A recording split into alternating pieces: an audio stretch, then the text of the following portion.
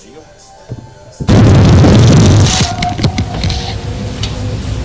Fist.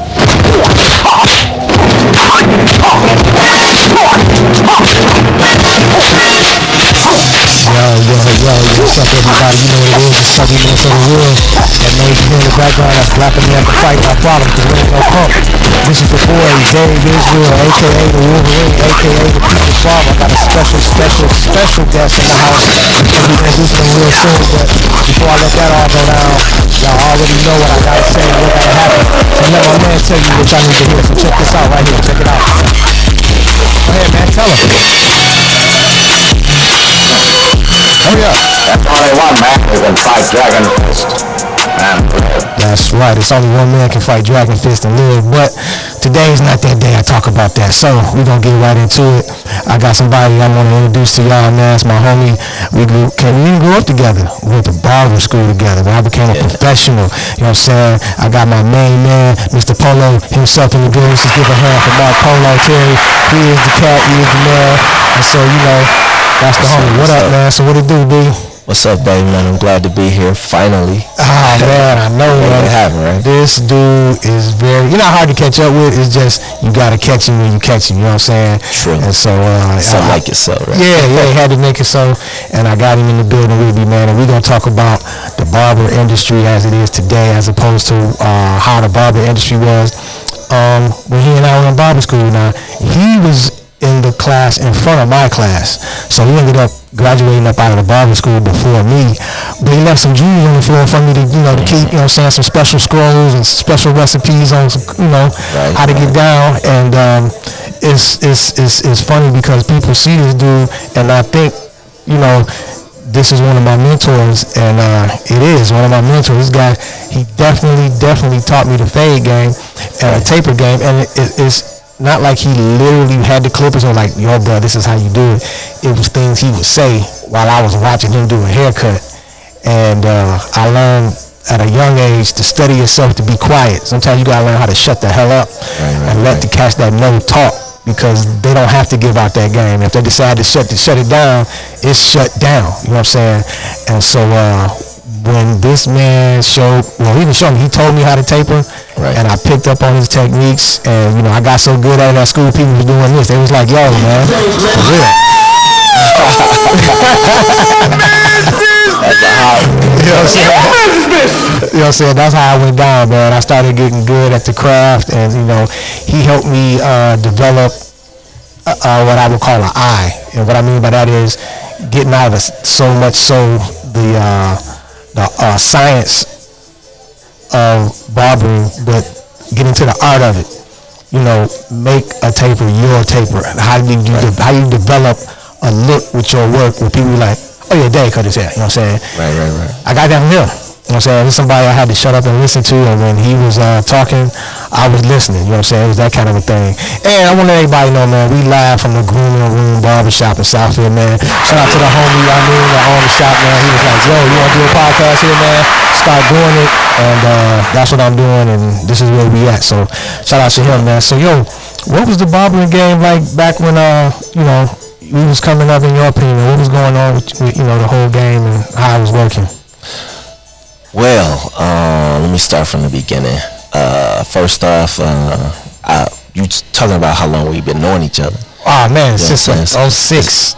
At least 06. About 14 years or something like that. 14 years. My daughter's 14. Yeah, that's right. I remember when she was a little child. Yeah, I remember that. Yeah. And so the barber game, from what it was to what it is today, it's like I got started in the game early, you know what I'm saying? Mm-hmm. And it's funny, you was like shut up and listen when certain people talking and stuff. That's right. That's exactly what I had to do. That's the same rule of thumb that I came up under. That's right. And that's also the same rule of thumb that I raised my children with. When I'm giving you some instruction, I'm trying to tell you something. Mm-hmm. You know, it would behoove you to shut up and listen. That's right. What I'm saying? That's so right. you can soak that information up. Facts. So, but yeah, I came under the tutelage of my uncle. I told you, you know, Uncle C. Yeah, I remember. I know. Yep, sure did. Over at What's the name of that shop? Big D's. Big D's, yep. Shout out to Big D's, Shout out to Big D's. That's a legendary barbershop in the city of Detroit. And they got a lot of legends over there still cut to this day, man. Definitely, right. Right. So, it was more so like, when I used to go through the shop, you know what I'm saying? I would watch him. I would watch Hop, you know what I'm saying? Les. You know what I'm saying? All those cats that was back in there. It was a young lady too. I forget her name right now. Okay. But you know, they used to be in the back. I called it the dungeon. You know what I'm saying? Yeah, the back. 'Cause if you ever, right? if you ever been to Big D's, you know how it's cut up and everything. That's right. It was way in the back door action and stuff.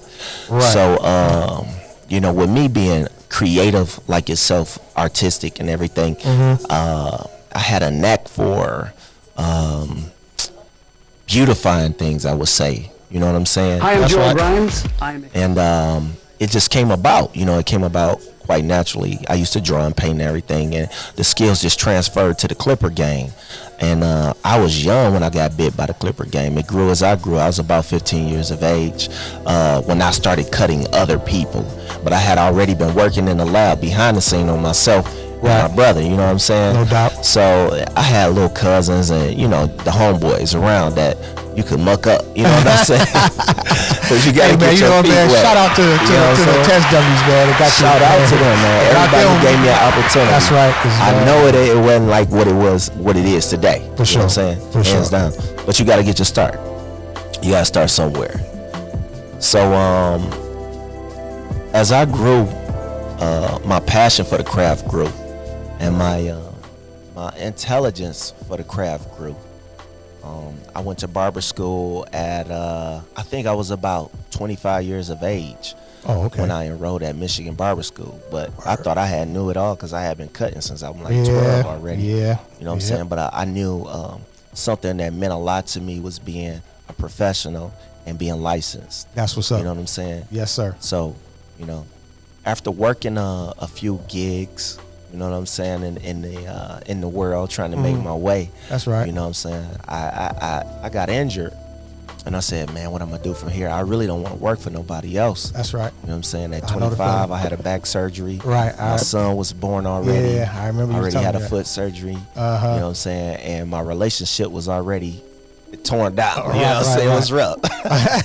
I'm from the east side. That's you know right. what I'm saying? Shout out to the almighty east side, man. East side of Detroit represent. No doubt. And so I'm like, I got to pull myself up. You know what I'm saying? On my bootstraps. But thank God for that talent and falling back on that creative skill. That's what led me to be the barber that I am today. No doubt. Known as POLO the Professional. And that's right, man. And I'm trying to tell y'all, for y'all that don't know, man, when the dude walk in the room, y'all hear this. Don't even be shot, you know what I'm saying? 'Cause this the cat that, like I said, he got me together. When I met him, we ended up doing the after school program. Remember that? Yeah, we did a lot of stuff, man. We did that. We rode for real. Right, like, yeah. like, And we used to bring wet art. towels. We was bringing art to barber school. Yes, remember we that? were. I was bringing paintings up there like, yo, man, what you think of this? You know what I'm saying? It was a whole different type of thing, man. Yeah. And this is the cat, man. I had to get him on the podcast because, like I said, this is the dude that told me the taper game was like, yo, taper ain't crispy if it ain't behind the ear somewhere. Right. And I used to never understood that until he said it, and then one day I watched him cut hair and was like, that's sweet. Okay, so let me say something about that, man. All right. So before I went to barber school, I used to cut on the east side of Detroit at this place called Heavyweight Cuts. You know what I'm saying? I remember Heavyweight Cuts. Yeah. Shout out to Heavyweight. You know what I'm saying? Cuts. All right. Dave, Will, Shakita, you know what I'm saying, Zach.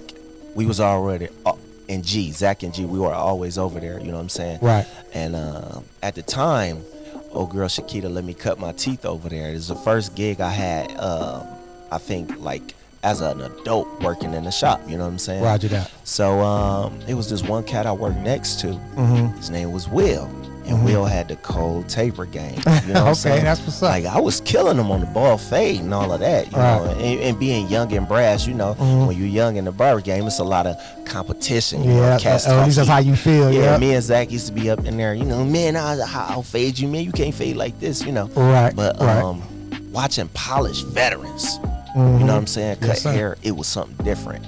So I picked up the game, a lot of the pieces from, you know what I'm saying, a lot of people that was in my life. You learn as you go. But I was most impressed with the taper cut from Will. Shout out from Will, man, because Will done produced the monster and didn't even know it. You know what I'm saying? Well, I was watching. I just shut up and listen. You know the golden rule. But I asked questions too, and he was much love to the brother for sharing that information. He told me exactly what I needed, and he told me exactly how to do it. He used to use the wall super taper, and I'm you know, I get technical when it comes to the tools. Right, no doubt. So yeah, he told me, you know, I had an Andis Master or whatever the case was, and I had a 5-star senior. He was like, you cutting too deep. That clipper is not made to blend right. You know what I'm saying? You gotta get you a super taper. Guess what? I never got the super taper. I never got the super taper. Right. But I learned the science behind the super taper blade and how that clipper cut. Right. And I was able to master it. But I learned that from Will. You know what I'm saying? My uncle over at Big D's, he was a great barber. He put down a lot of fade work. I mean, I learned the razor fade from him. You know what I'm saying? I learned the ball fade from him. You know what I'm saying? But I hadn't seen him work a taper like that. You know, ball fades was in, you know, 90s and up. So. Like nowadays over here, we call them the God phase. You don't know where it began and end, but you know it's there. Exactly. And, you know, bar phase back in the day, they had the heavy bulk line, but we didn't know back then what we know now. So right. Well, totally everything evolved. You know what I'm saying? Everything evolved. Exactly. But outside of that, I learned the taper game from Will, and from knowing my tools. I started learning about the blades, how many teeth are on the clipper blade, and the bevel of the blade, how it rides and the ridges. Who does that? Okay, right. But you know, cats like that, you know, he like. You got to have that. Got to have that. It was a lot of deep, intensive thoughts and watching, observation. You know what I'm saying? When I got to barber school, I still hadn't mastered the taper. I was exposed to a master taper, but I hadn't mastered the taper. Gotcha. You know what I'm saying? And I mucked up a cat in the sandbox real good. You know what I'm saying? But it's a good brother by the name of Daryl. Shout out to Daryl. Shout out to Daryl. Acting wild and going crazy. They called him Twin or Method. You know what I'm saying? Method Man. Daryl came over and he grabbed them clippers. You know how we do, like how I told you. You know, let me show you something, man. Right. I shut up and listen. You know? There you go. So I'm standing in the sandbox. For everybody from Detroit that's at barber school, y'all know what the sandbox is. You know, I'm standing in the sandbox and my man is watching me and he see me struggling. He must see sweat beads. You know what I'm saying? Building up. And he come over and he say, yo, let me show you how to work this taper. Right. And he said it just like this. He was a cool cat. I'm gonna do it's my impression of Daryl. He said, yo man, let me show you how to work this taper, man. He came over and he grabbed my taper comb. Every barber know what that is. That's right. If you don't, shame on you. Shame on you. Then he picked up my clipper, which still was an Andis Master at the time. You know, with the tools they give you at barber school, we get masters and stuff. Shout out to Mr. Green, the late man. Mr. Shout Green, out R.I.P. the great. Man. You know what I'm saying? Him, Daryl Green. Yeah. And everybody at Michigan Barber School, no doubt, they do their thing. No doubt about it. So he came over. Daryl grabbed the clipper. He's like, "Let me show you how to work this, man." He said, "When you do a taper, you gotta finesse that. Right. You gotta finesse it." And I'm looking like, "What do you mean by finesse it? Like, you know, I ain't beating the head up. I know I ain't digging in my man." He was like, "No, you using too much of the blade." He said, "You gotta use just these last 2 teeth, and you gotta rock that blade this way." And you got to use them 2 teeth and finesse that taper out. Right. You know what I'm saying? And when he showed me that, man, my eyes lit up. I could imagine. You know what I'm saying? I'm like, man, I've been doing it wrong all this time. Right. Like, and so now when I see tapers on cats, I can kind of tell the technique that the barber may use. Now, to me, you know, a blunt line or a weighted taper is not the way to go.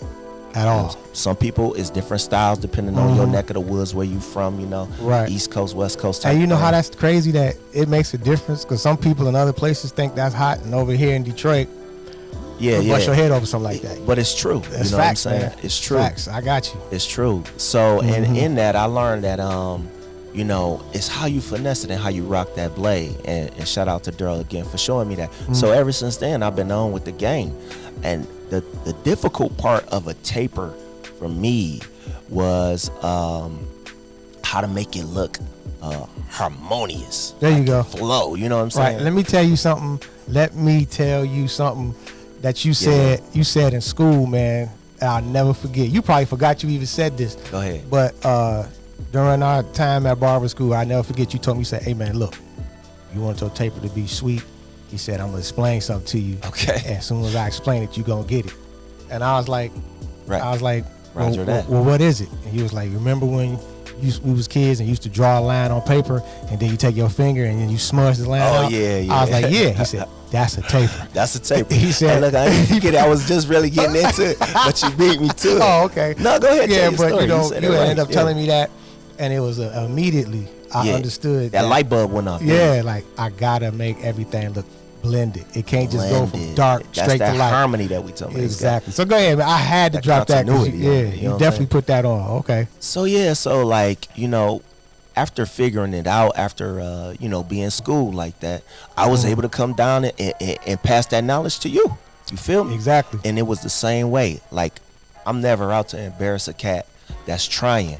Somebody that's like, I can see where they struggling at. Just like my man Daryl, he saw me struggling at the time, and I didn't ask for help.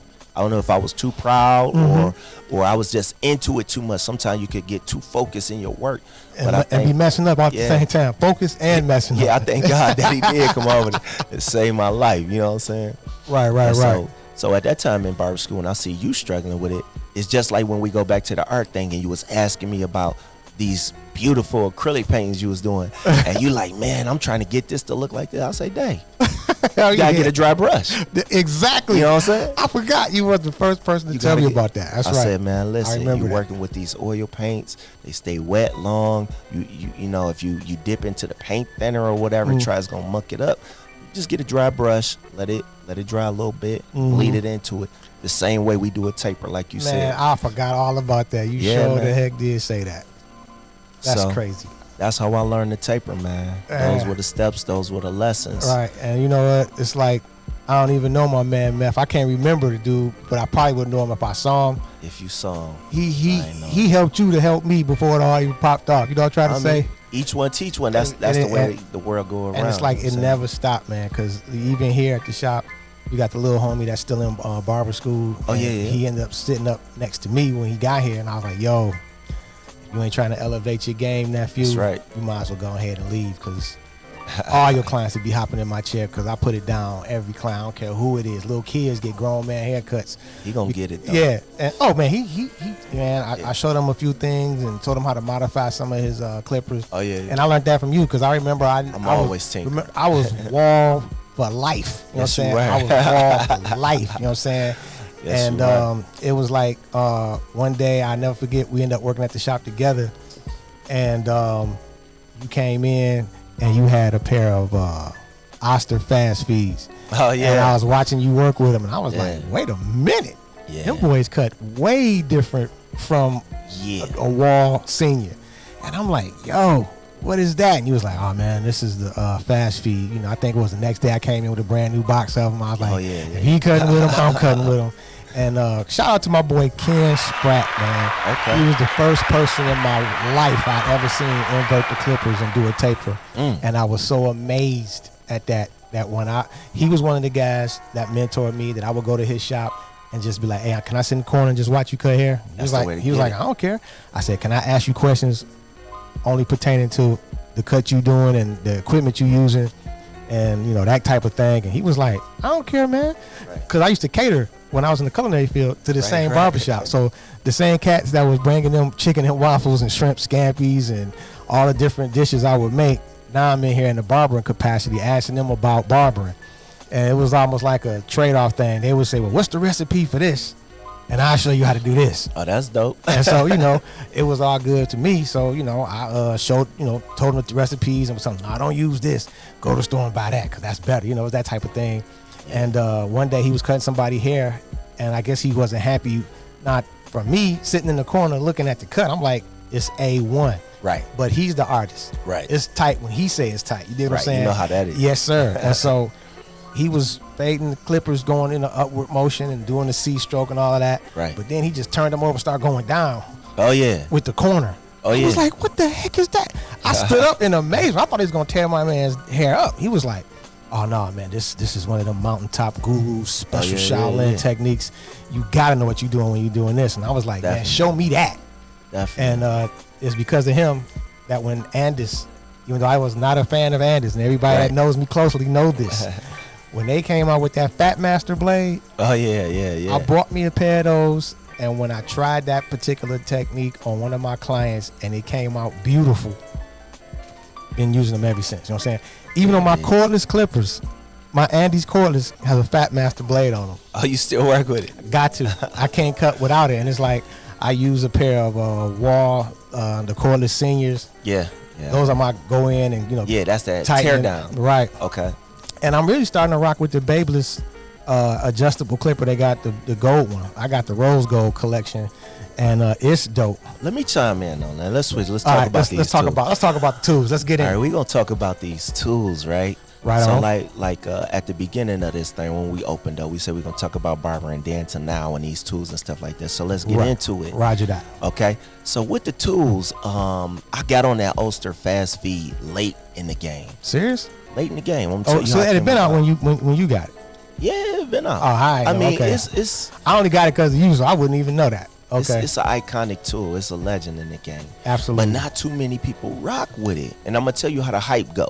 Okay. You know, we from Detroit, so it's the show me city. You know what I'm saying? No doubt. If you got the masters, everybody think, oh yeah, he can cut. He got the masters. It's chromed out. It's shiny. Yeah. You know how Detroit is. Yes, you know I do. So, we was all on that. You Right. gonna cut here, you gotta cut with the masters. No doubt. The only Ulster clipper I had that I mean, when I say I worked my tail off, this before barber school, before I was cutting hair for a living and everything, that I worked, and I still remember the price tag on them, was that 76er.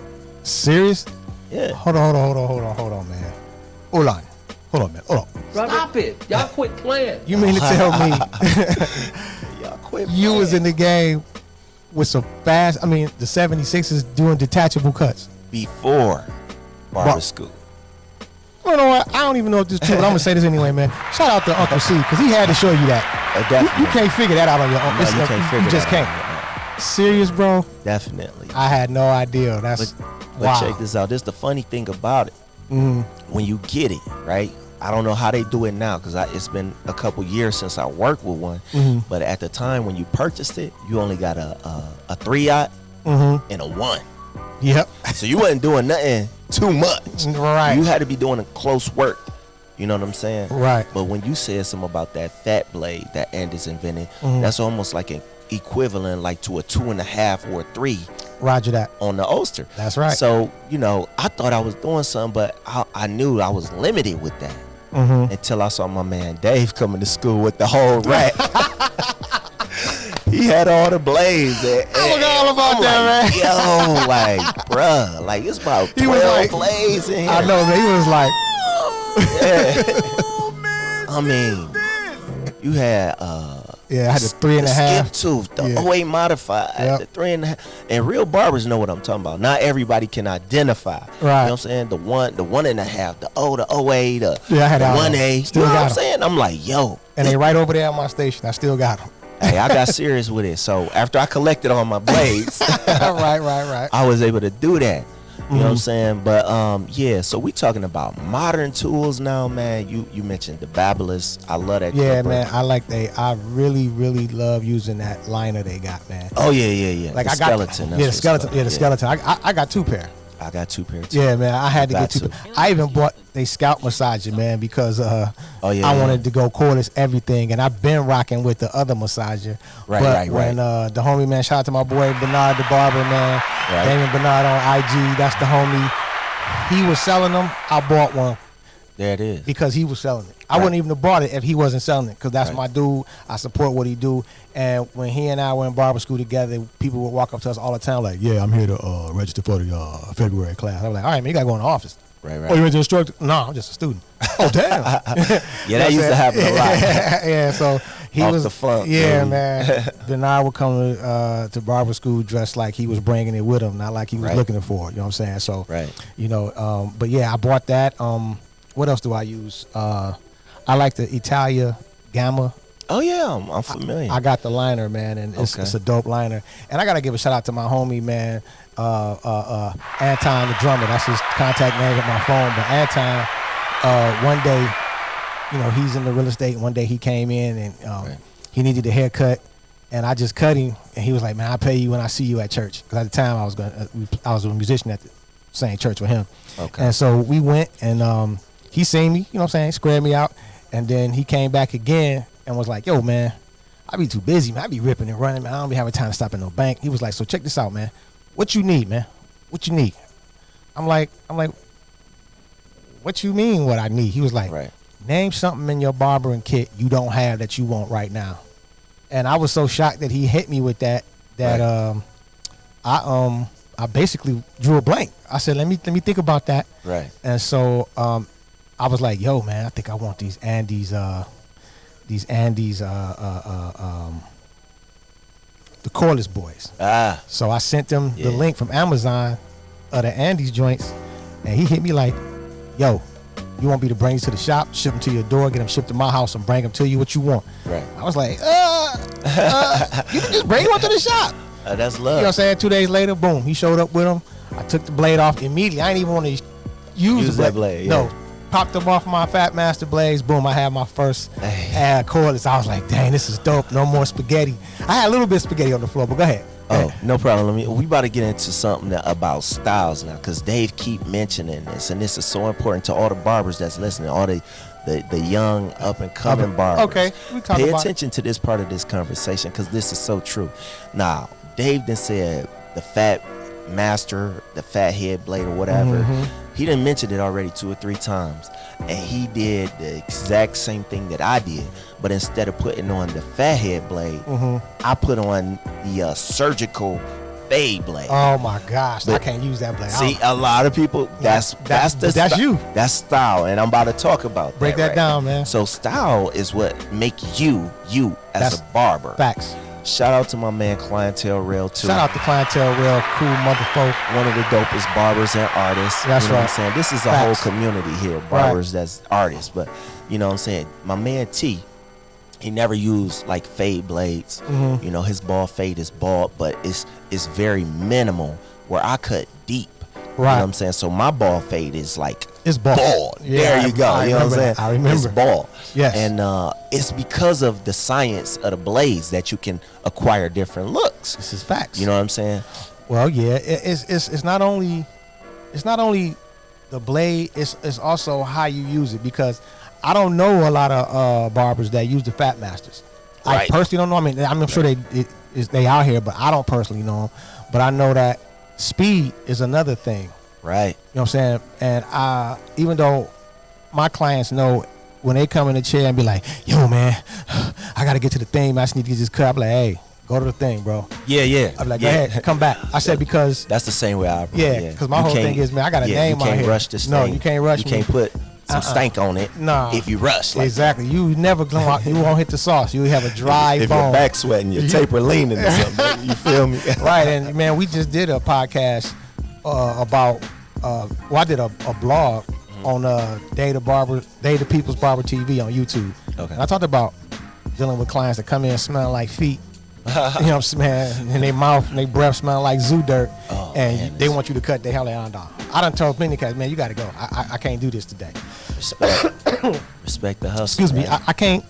I'm not going out like that. I can't do it. That's tough. But the Fat Masters got me speed, because now I can knock down and get in with the walls fast, because the bulk, and put the detail work in.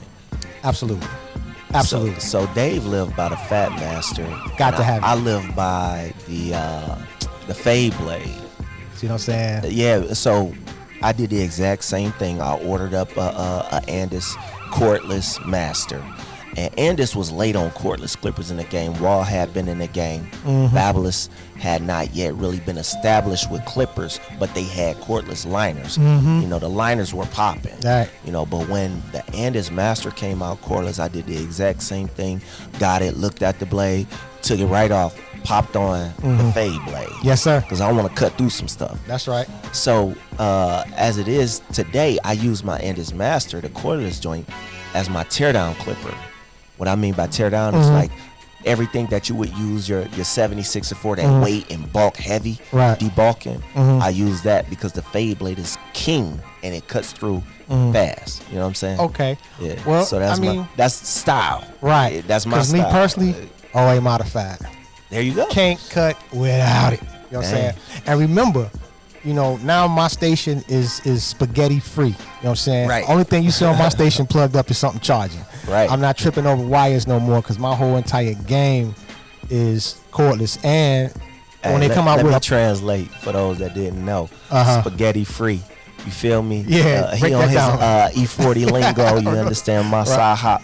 That mean we working with no wires. Can you wire. dig that, Dig it. Playboy? You know what I'm saying? You gotta have it right, bro. For shizzle. Because I cannot cut with all that stuff around. And I remember vividly when the bevel clipper and Nas endorsed it. Yeah. I was like, that thing looks sleek, as you would say. Oh, yeah, yeah. And it's a work of art. It looked dangerous. I had one, and because of peer pressure, I took it back. They were like, that thing too loud, blah, blah, blah.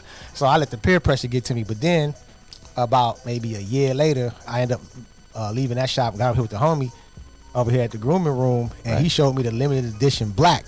Oh, yeah. And I was like, whoo, this is sweet. And he was like, I'm thinking about getting it. When he showed me, it went straight to my phone. I was like, put it in the cart. Yeah, I had mine sent to me. And to this day, I cut with the bevel. I cut with the Italia Gamma by Babyliss, the Gamma Pro, or whatever they call it. I ain't remember the name. I just know that liner is a dope liner, and I use it every time I cut hair. And I use my bevels every time because they sweet. And I got to have the Fat Master blade. What else I got over my station? Oh, remember when we got introduced to curved shears? I definitely remember that. I cannot cut your hair without a pair of curved shears. I mean, still rock with the curve shit. Not only do I rock with a pair of curved shears, all of them have to have swivel thumbs. Oh yeah, he didn't upgrade. Yeah, if you don't have a swivel thumb, well, Yeah. for me, Yeah. I can't use a pair of shears because I've developed a rapport with the bearded giants in the city, Right. and I don't have time to be trying to switch hands because I can't do this and that. And I looked in the book one day. No, I was on Amazon, and it said with the swivel. So I didn't know anybody that had a pair. Right. Went up to Sally's, seen if they had a pair. Just tried them in my hand and seen what they could do. Yeah. Then I went back to Amazon Free and that ordered. wrist stuff. Yo, oh my gosh, man, love those. And you got to come see me if you want me to show you how to use them joints. And I like the curved shears because they always contour to the shape of the head, no matter where you at with them. Whereas the straight ones, you got to be careful and know what you're doing, and you got to keep an eye on what you're doing. Definitely. I know cats that still chopping like this with shears. I'm like, ooh, you got to take a whole patch out of somebody if you ain't careful. You got to use just the thumb, and that's something they really didn't touch on too heavy. At least when I was in my classes in barber school, they told us to use the shears and what they were for. But then here comes Wall with the OA modified. Cut all that out. I was like, I don't never use a pair of shears until I got around some cats. Like, I don't care what blade they come out, use the shears. Right. So, like how you said that OA modified is exactly what the fade blade is. It's just a step, a little thicker. You know what I'm saying? It's an OA blade filed down. That's all a modified blade is. So yeah. So how you use that OA modified? You talking about shears? That's how I use it. If I'm doing a fro, I'm gonna slap that fade blade on and trim that fro up freehand. You know what I'm saying? Serious? Oh, come on, bro. I mean, I know you can do it. From That's blowouts to all of that. Man, that's what I use it for. I cannot do that. I have to use my check OA this for out. that. I even adjust it so it's a little bit sharper, so like zero gap. There's zero gap. I can't use it on the skin. You better not. You know how that boy said on the OA? Yeah. Yeah. Do not use on the skin. Yeah. Yeah. That's why, you ever work at a shop and barbers want to borrow your tools real quick? You can't do that. Yeah, you gotta be briefed. Yeah, You know what I'm saying? Let me exactly. brief you on these. Let me Right. tell you about this because this is my tool. It's set up for me because this is my style. But you can use it. I'm gonna let you use it. You want to get down, Right. But let me tell you first because I don't want no no smoke, right. Yeah, you know what I'm saying. Hey man, I use your clipper And he I bleeding. cut. Right. There you go. Yeah. So I'm the same way. It's like I have to use a skip tooth blade. the skip tooth. Okay, I ain't so used it in let me years. I break that remember down for y'all cats out here that don't know Let's about the talk skip about the tooth. skip tooth. Okay, so everybody that look like us, man, has the capability of getting brush waves. You know what I'm saying? That's right. So a lot of cats will say, "Yo, man, don't cut my waves out." Right. Which I just be like, okay, because I know they don't know that waves is a pattern, and I have to cut you bald to get down that pattern out. Exactly. So the skip tooth blade is what people should start. You, especially up and coming barbers, obtain us 18 skip tooth blade right. for the detachables, because when you use it on a client that has brush waves, you're always going to take the bulk out of their waves, and it's always going to be at the perfect length. Definitely. You never ever have to sweat that. I can testify. And another thing that I personally do is, me being a former instructor at the school, I had to know that book. Right. On cue, you call me 2 a.m, man, blah, blah, blah. Oh, page this is that. Do this. Oh, do yeah. that. I had to do it. So what I tell people, especially like the shorty that's here with us, I always tell them, I say, look, man, line up your client first. That's the secret. I say, man, if you line them up first, you're going to set yourself in a frame where the taper won't be too high on one side or the other. You have already set up parameters that you keeping yourself out of because you set up the lineup first. And I said, that's in your book as a traveling guideline in women's hair. Yeah. The traveling guideline on a woman's hair is starting from the back, and you can work on this side, come back to the middle, and go back to the other side. You do the face frame. Exactly. And then you get that in. And that's exactly what I do. Can I elaborate on that just for Go ahead, man, and elaborate. Let me elaborate. Elaborate on that. So I got 20 plus years in the game of barbering, and I still get asked sometimes, why you line up first? Mm-hmm. And it's amazing to me that more barbers don't do it, especially depending on how low you want to take the hair and what type of cut or texture a person's hair is. Exactly. So like you talking about the skip tooth blade, it matters because of the texture of our hair. You see what I'm saying? Yes, sir. You can cut straight hair with a skip tooth blade, on but the corners. but you better be texturizing. You ain't never lied. You see what I'm saying? Yes, sir. But if you have curly hair, over curly hair, the skip tooth blade is one of the best things you can ever do. Right. And so when you tell them to line up first, Dave, I lit up because I'm like, yo, that's my technique. Hey, man. And people still ask, even barbers have asked me. Yeah, like why you line up first? Hey, I've been asked by seasoned vets in the game. I explain it to and mamas, daddies, barbers, aunties, uncles, grandmas. Children. I even tell them that when a person is coming into the shop, they come in the door, especially on a walk-in tip. They don't know nobody in the room, and they say, I done already lined this dude up, and now I'm putting in the taper game on it. Now I'm about to shape this fro, or now I'm about to put these products in his hair to make him, look like an R&B singer. There you go. They're like, dang, he almost. And when they see that they can get lined up more than once during the haircut and wake up the next day and not have purple haze, it's because I've set these parameters. And you can lose yourself, like you mentioned earlier, in the haircut. And if you lose yourself and you can't remember what frame, and a reference on the face, you might take a taper too high. Definitely. And I tell the little Padawan learner all the time, you better not take this taper no higher than the tip of their ear. There you go. If you go past the tip of their ear, they gotta fade. Yeah, they gotta fade, and you might have to catch one. Yeah, because that ain't what they asked you for. They said taper. They gotta fade, and he gonna catch the fade. Exactly. Right? And I'm like, that's what my son told me. You're right, and that is definitely catch a fade. You don't want that. You don't want that at all. Right. And so, that's one of my things that I told him. And then they have a misnomer with using straight razors. Some barbers do. Now, I'm not gonna say all. Right. I'm gonna say some. Now you gotta remember, I mentioned that I was a instructor at Michigan Barber School, man. Shout out to Michigan Barber School, man. That's like the Shaolin Temple of barber school. Yeah, you gotta go there. Barbers, Okay, so Michigan Barber School. Yeah, they've been here for thousands of years. The thing of it was, man, I was an instructor in the sandbox is where they put me first before they had me work on the main floor. Right. I will never forget this. I don't even know if I ever even mentioned this on previous podcasts, but it was a Latino student. Right.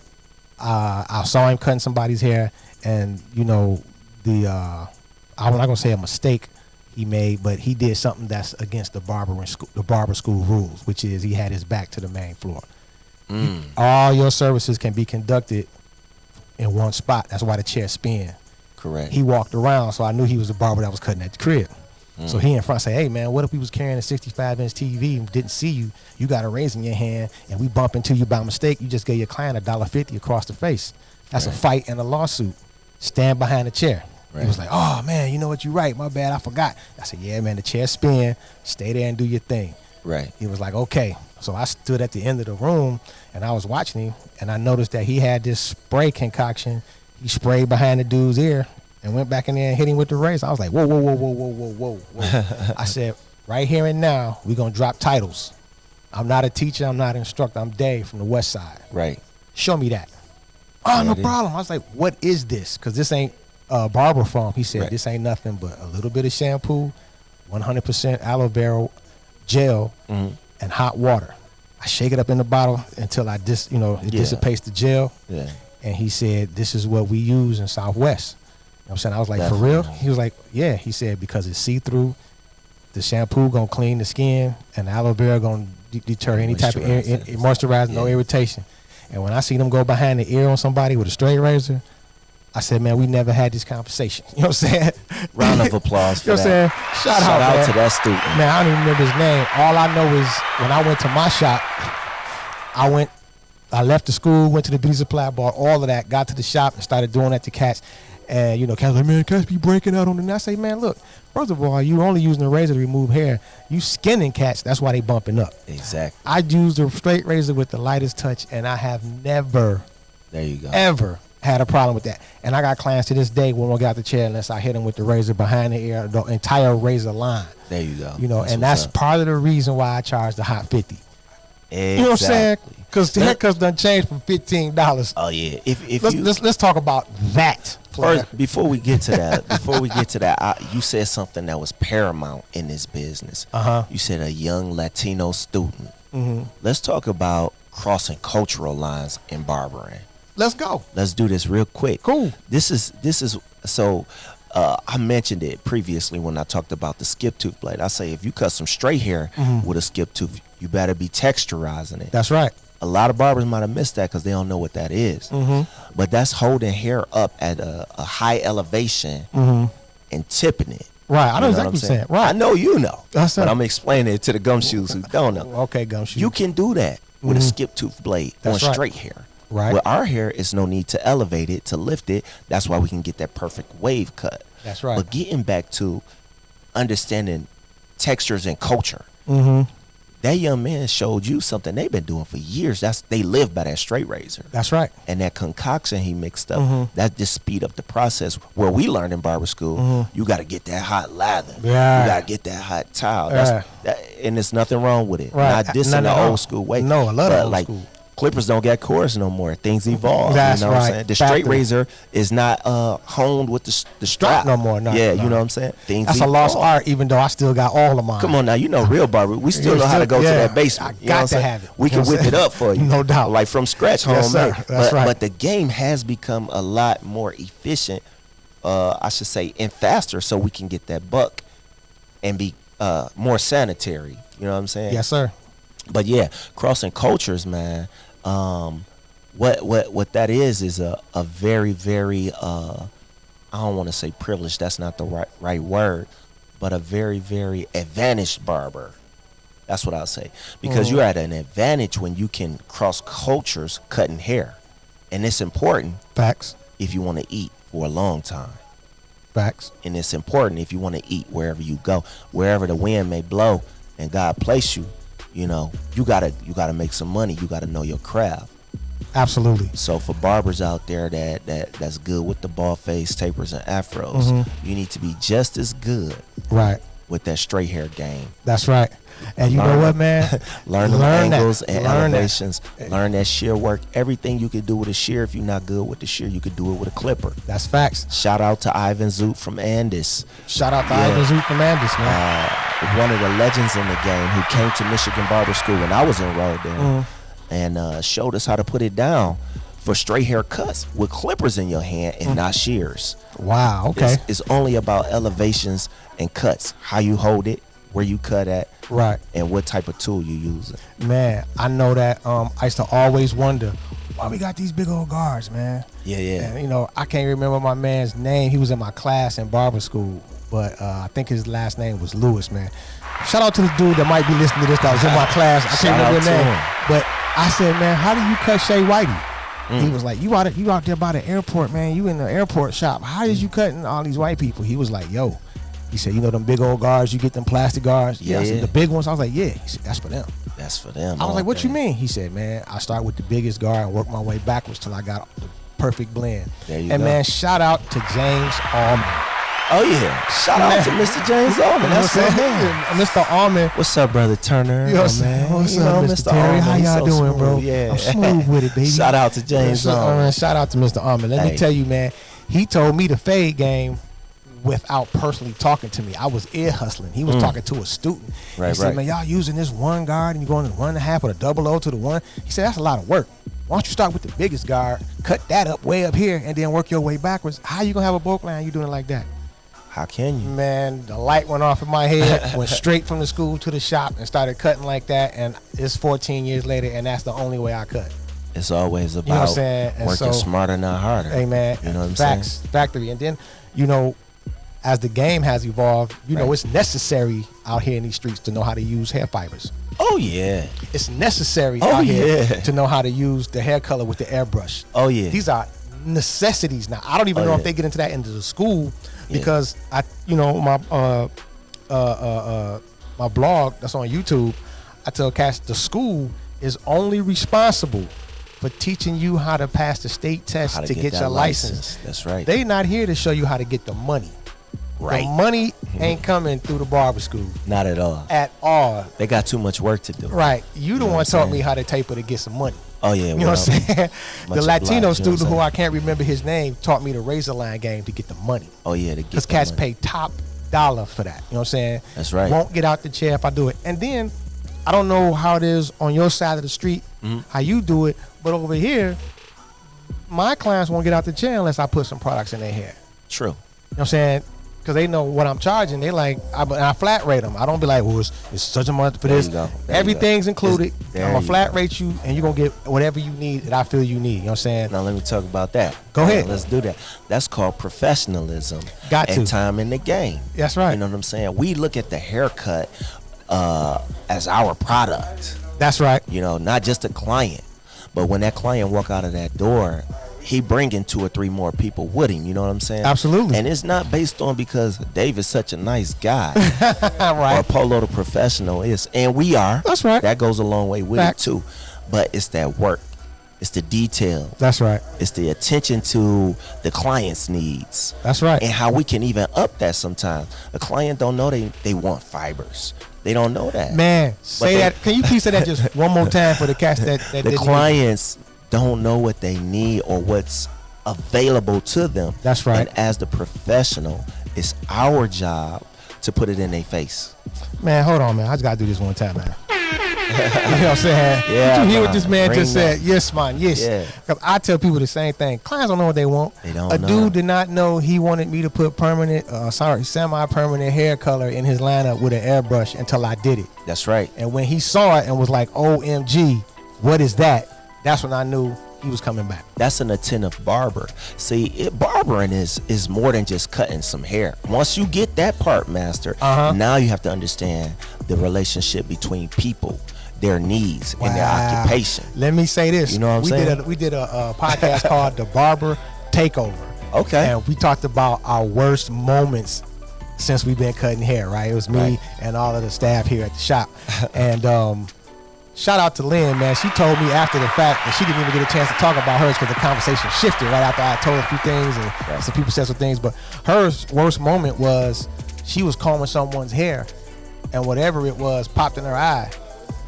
It ended up being head lice. And she had to get a shot in her eye to keep her eye.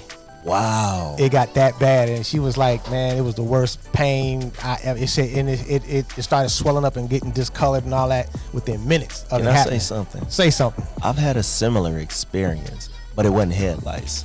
What was it? So you know, I was working at that beautiful, luxurious place in Troy, Somerset Mall. Right. Called Okay. the beauty of shaving. Okay, Right. You feel me? Right. And not to put anything bad about the business, great business, and not to slander or downput a client, but people come in and they're not hygienically Up to kept. par. I That's understand. right. I got the you. best. And so at this particular place, I'm 3-piece suited and I'm dressed there because it's the nature of their business to do razor shaves. That's right. And they hired a master barber, and that's just what I'm going to do. Absolutely. But I had one individual who was a senior, and he was very well up in age, and this is no disrespect to him. It's just things you're going to incur or come into you're going to encounter contact with. That's right. Yeah, at the barbershop.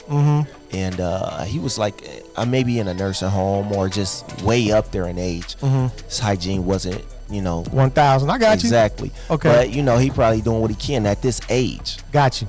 And for his wife or his caretaker who brought him in, and so they bring him in and he's going to get a straight razor shave, a royal shave.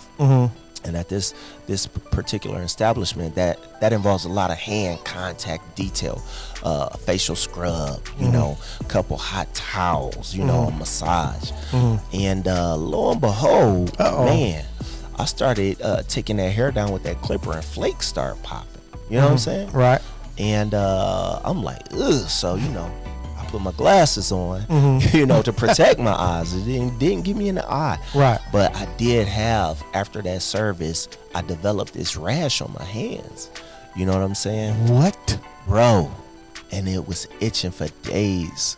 Yes. And so you talk about like this young lady, Lynn, had to go get the shot. You know what I'm saying? After a while, I noticed that, after, normal hygiene and practices and aloe and alcohol, I'm like, yo, it ain't going nowhere. It started to spread. Oh, snap. Yeah, man. I know you was like, hey. For real. I was like, yo, what the heck is this? You know?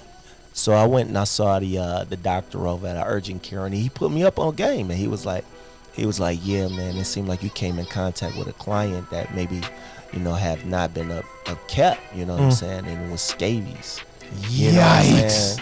On my hands. But thank God it was able to get cleared up. All praise to the Most High. You know what I'm saying? All praise to the Most High for clearing up Yeah, stuff. I'm like, yo, I can't take you. I got my wife and kids You know what I'm down. I saying? was nervous. Oh, my gosh. It taught me a valuable lesson, too, to protect yourself. That's right. You got to use your eyes, ears, and intelligence. That's right. As a barber, because we don't know the people that we serve, their upkeep and their personal hygiene. And when I worked at the jail, I know you worked at the jail. Yes, too. I did. I seen. We some used craziness. to encounter that a lot, but at the jail, you could be like, "No, I ain't cutting you." You know what I'm saying? Right. Here, they paying good money. Right. You know what I'm saying? So hold on. Let me say this. Say this. Me and this awesome barber have both cut hair in the prison system. However, we were not prisoners or inmates. We were licensed professionals. Hired by the sheriff's department. Thank you. To do this work. The state of Michigan. Yeah, let's just get that straight and clear, because this man ain't no felon. You know what I'm saying? And shout out to people that's out there that felons. We ain't mad at you. You know what I'm saying? If you paid your debt to society, who am I to hold it home? Yeah, I don't get off into that. We don't finish where we start. That's right. That's You know right. what I'm saying? That's right. Where we start ain't the end. Right, but let me tell you what happened to me, man. My worst barber experience was, like you said, about dealing with people and being able to read people and discern. That's right. See, I didn't have that word. I didn't have what we call barber discernment. I just knew I wanted to cut some hair and make this bread. I was on the money train. Everybody listening, look up the word discern. We ain't gonna explain. All right, it sis, right be now, safe. But it's valuable. Look that up. Y'all put that on your memory bank. You Go need ahead. to do that. So what ended up happening, bro, was dude came in, was like, "Yo, what you need?" I was like, I asked him, what he want. Yeah. He said he wanted to get a taper. I was like, okay, no problem. Have a seat. I proceeded to cutting the man's hair, and I'm looking at the homies in the shop because we was all in the same barber class together, and they looking, and I'm like, am I doing all right? It was like, they gave me the nod, like, you doing your thing. Right. So, boom, I'm excited. I get him out the chair, and at that time, I was only charging like $10-15 a cut. It was early in the game. Like 2006, 7, bag 8, of chips, some gas. Yeah, exactly. Probably maybe that much. Right. But anyway, dude looked in the mirror and was like, what the hell is this? And I'm like, oh, Lord. You know what I'm saying? Like, what I do? And so the owner of the shop come over like, man, what's going on? Like, man, I asked him for a taper, man. Look at this, man. And he got the call on his phone like, hey, man, come on to the spot. So me being who I am, I was nervous as hell. Like, I don't know what's going on. So he called my people. I say, hey, man, let's do the purple. We over here. And he talking like he want to talk that talk. Right. They was like, how fast do you need to be? I was like, come here now. You know what I'm saying? He calling his folks. I'm calling mine too. You know what I'm saying? You ain't the onlyest cat out here with folks. Whatever. The whole thing of it was, my man that owned the shop was like, yo, let me come over to my chair and fix it. And he pushed the dude off in front of him and was like, watch this. Went over to the dude's chair, sat him down, put him cape, everything, put the over top of his head, and let the clippers buzz in his ear. I was like, all right, man, that'll be 15. Dude paid him, and he was like, dude, he was drunk as a skunk, man. Yeah. He said, you gotta know how to read these cats when they come in here, man. Any cat that come in here with a can in his hand, he buzzing. Wow. He said that haircut was A1, bro. You ain't do nothing wrong. But it was the experience that taught me about discernment. You know what I'm saying? Watch these cats that's coming in. You know what I'm saying? The school don't teach you that. Experience in the game teach you that. And I had one worse than that, bro. Bro, we could go back and forth for the next 2 hours talk about, craziness. That I just seen the dude mess up a dude, haircut, push his line back. Dude got mad, said pull out the pistols, like took his clippers, like till my shit grow back. You ain't getting nothing. And dude looked at me like, help. I'm like, nigga, that ain't my problem. I told you I had to get a license. Yeah. I'm not, and I don't knock unlicensed barbers. I used to when I first got in the game, but what I learned and maturing into a man is that you don't know what a person's circumstances in life was at that time surrounding that for them to get a license. You know what I'm saying? I'm always going to be an advocate for the license. Definitely. But I don't bash or put down a person that don't have a license. Amen to that. Give it out a round of applause for that. Because you ain't got to do all that madness, man. Yeah, it ain't even that's that deep. Old school. Yeah, and the thing I learned in maturing out of that is that's a state of Michigan problem, not a Dade problem. Exactly. That affects me in no way. There you go. You know what I'm saying? And I guess the dude who pushed the dude's line back because he didn't go to school and learn about references on the face and how to make sure a hairline never gets pushed back. He learned that day. You know what I'm saying? Oh, you gonna learn today. You learned today. It's one or two ways. You gonna get it by studying the game, like we say, shutting up, being quiet. Or you gonna get it because somebody gonna let you. There you go. And dude was ready to let him have it. And I was like, man, yo, I don't want no problems with that. When they came over my way, I was straight up like, stop it. Quit playing. You know what I'm saying? Right. I don't want no Quit smoke. playing. You know what I'm man. saying? And it's like it's so many things in the barbering industry today that was not even in the game back when we was coming up. Like, you gotta have one of them sponges on deck. What? Know what I'm saying? Bro, I remember when the sponge craze hit. I remember we was in school. Remember, we were both was in school. Listen, I didn't know about the sponge at school. It hadn't hit yet. Man, all I know is a client asked me did I have one, and I didn't. But I wanted to make that money. So I was like, yo, I still got you, though. He was like, what you gonna do? I just put some Blue Magic hair grease and some gel, and I used the palm of my hand and rubbed it in a clockwise motion. Wow. And it all came together. He looked like, hell yeah, son, this is what I'm talking about, baby. I'm in there. My heart beat like, you finessed him. I finessed him, man. Then in school, you got school. That little tip on him. Hey man, I don't even know how I figured that out. I just knew I wanted to make my little money, and that's what I did, man. And then I'm trying to think what's on my station now that I wouldn't have had in barber school at all. Oh, the hot pick. Oh yeah. If you don't have one of them Shorty Red, how many, man? Shout out to Shorty Red, man. I met the dude at the Bonner Brothers show. Yeah. He told me these was gonna blow up, and he was like, "You already got a beard, bro. I'm telling you, you need to get one." Yep. So I ordered one from. Shout out to Atlanta Beauty and Barber Supply. That's who I rock with. And shout out to him. Man, I bought one, and now that's part of my staple. That's part of my arsenal. Right. I gotta have that to perform what I do, man. And it's like learning how to use the straight razor over the top of the lip. You know what I'm saying? Oh yeah. Little stuff like that. You mean the very edge right here at the bottom? Then across the whole thing. Yeah. Shout out to Mr. G Lover showed me that. For sure. G Lover showed me. The Godfather. Shout out to Mr. Glover, man. Shout out to and what's it called Jimmy G's Cuts. I think it was in Ypsilanti where he at. It was out there somewhere. I never was able to, venture out. I was still on my knuckles at the time. Right, but Jimmy G, Mr. Glover, man, he was the one that taught me how to get down with the straight razor. And I remember him pulling me to the side and said, "I'm not even supposed to show you this, but because you went out and spent $120 for that Dovo razor, and you one of the few students in this school that use a strop every time you use a razor, right? I'm gonna show you this." And he was the first person that taught me.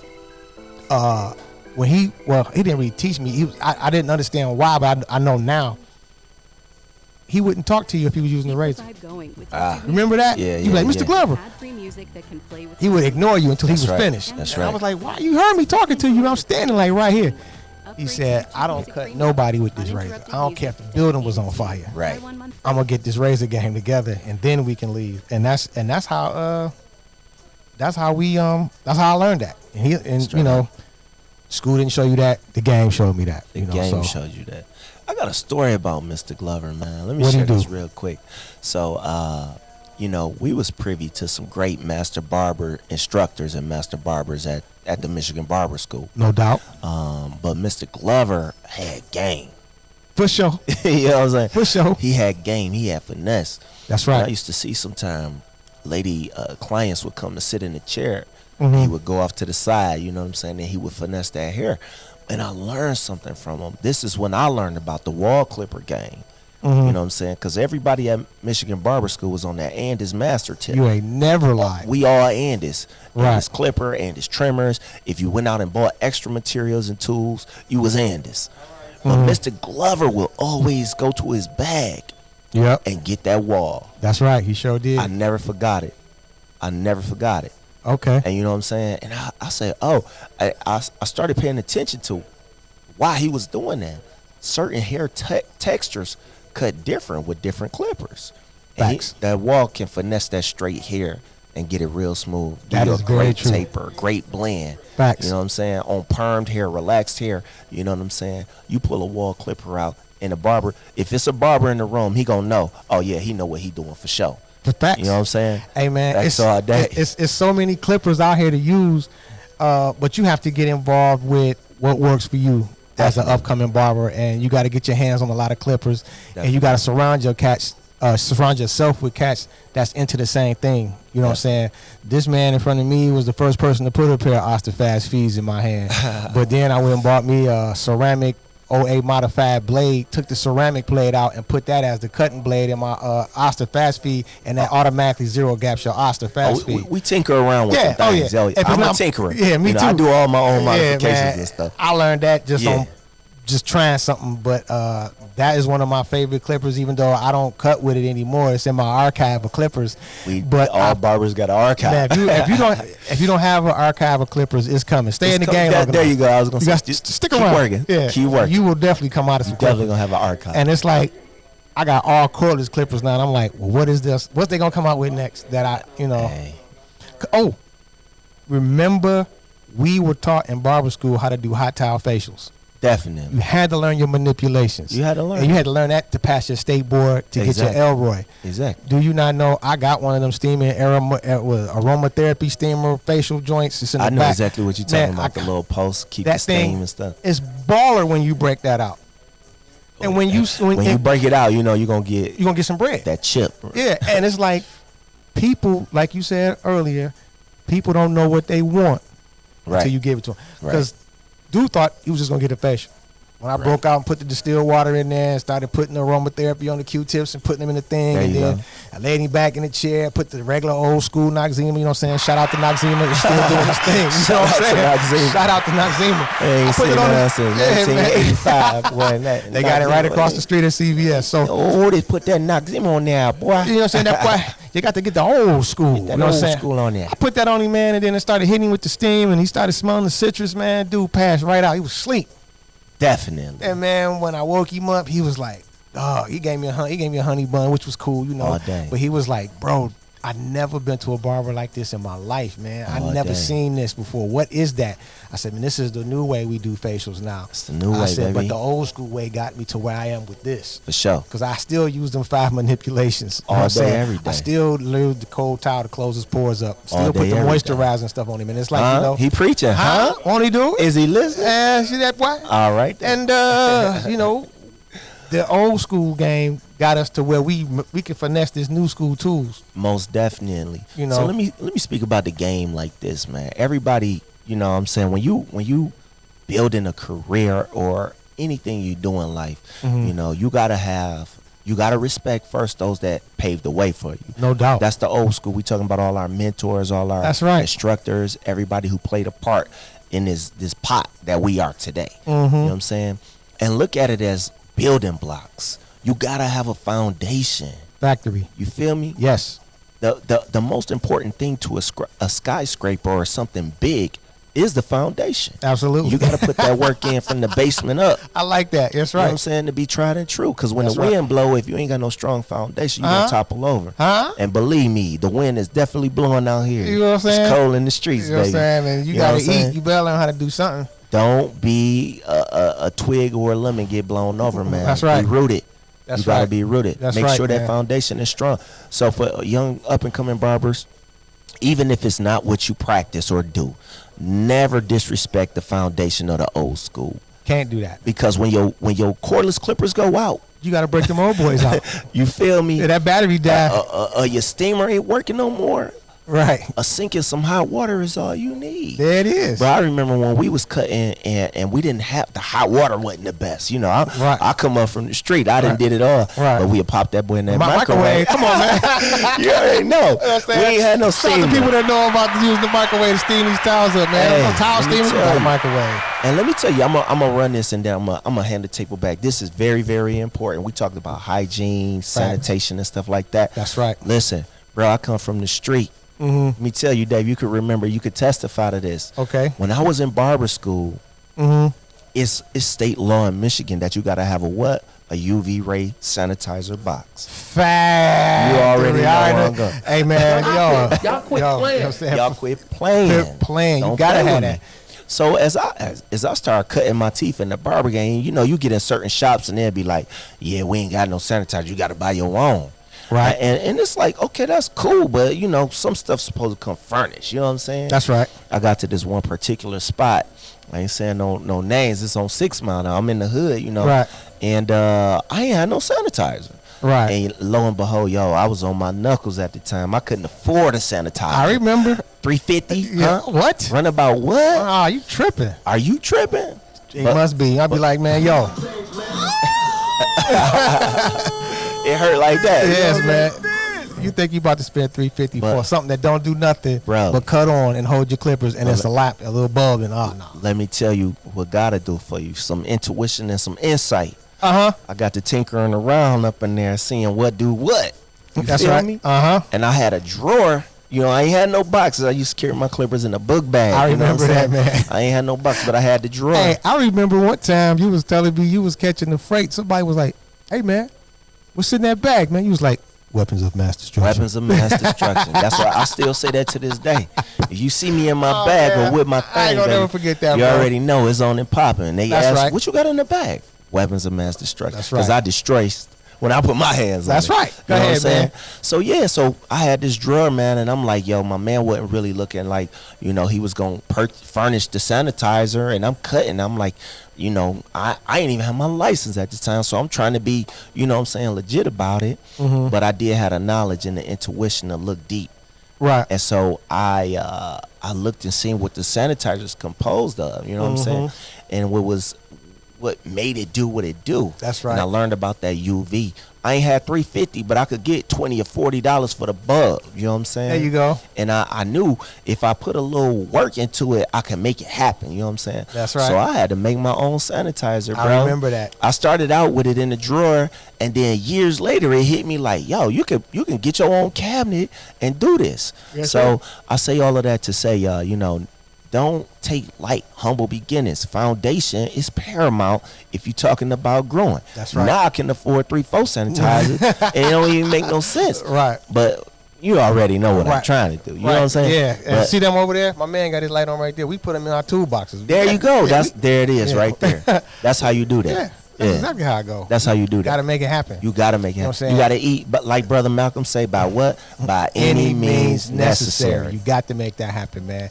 And so, you know, my whole thing is for the young and upcoming barbers, we going to recap real quick and let you know before we get up out of here. Because even though the name of the show is 30 Minutes of the Reels, y'all know if we get to cooking up in here, man, damn the name of the show, man. We going to drop the info. You know what I'm saying? It is what it is. And so we talked about sanitation, infectious disease control, you know, learning how to shut up and listen. That's one of the most valuable things you can do especially as an up and coming barber.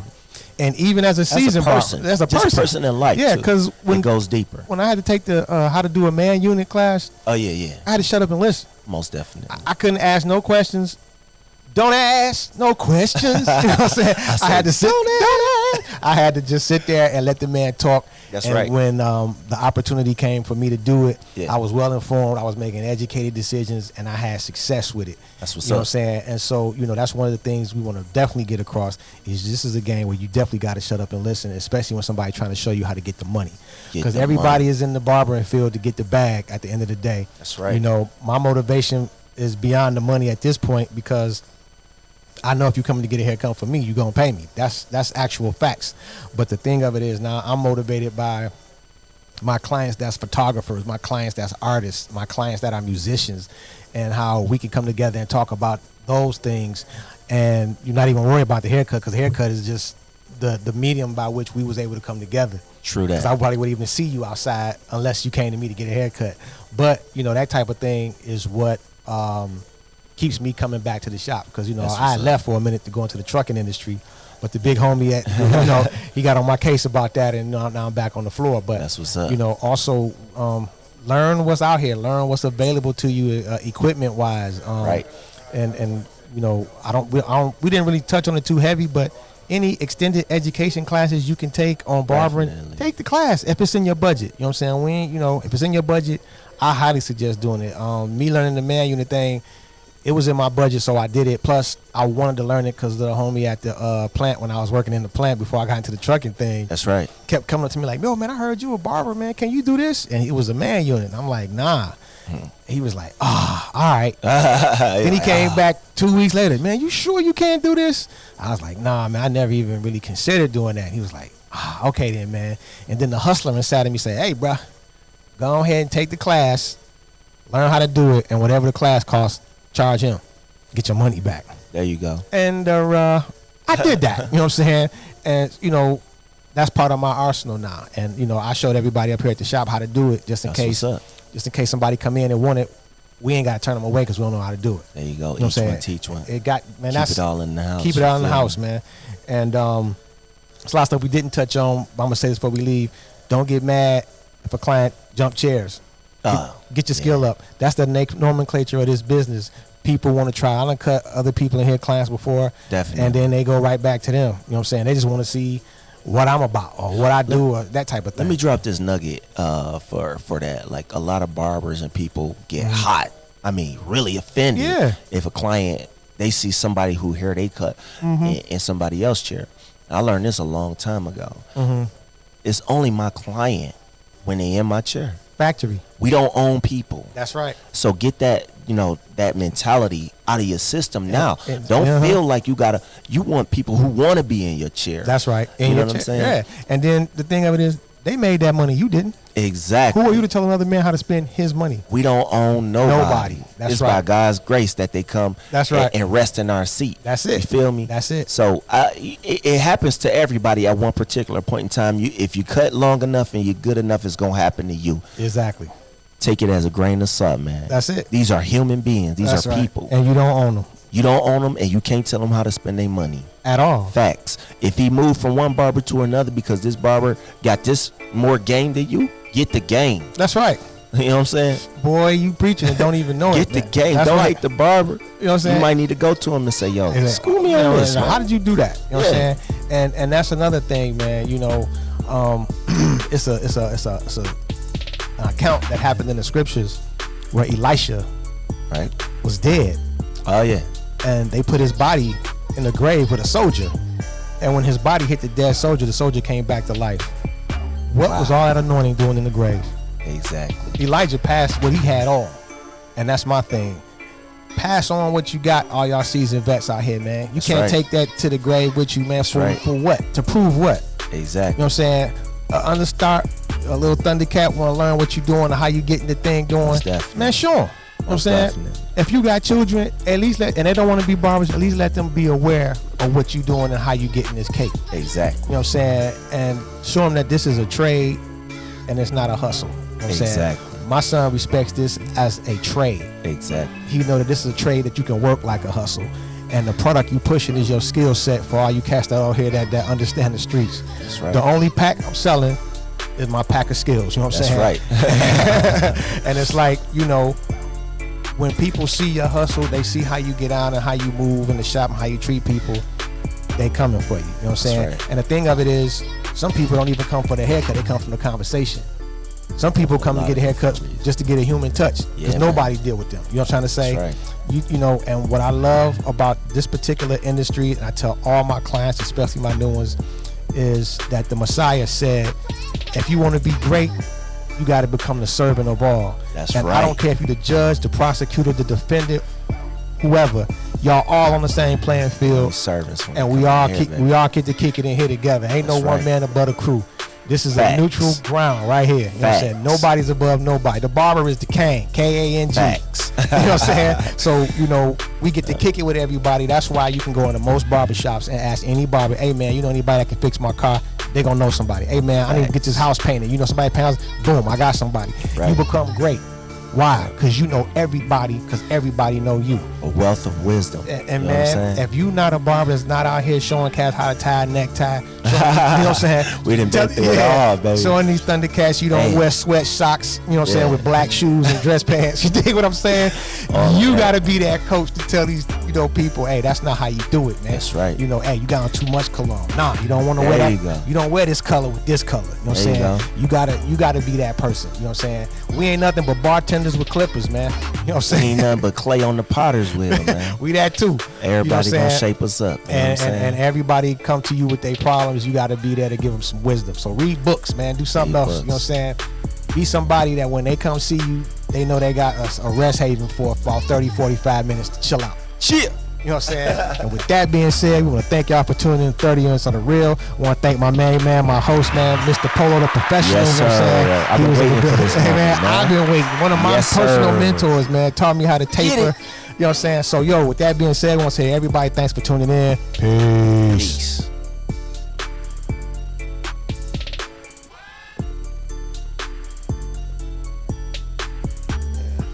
Thanks for your time, hour. Waiting to bless the mic. Boom.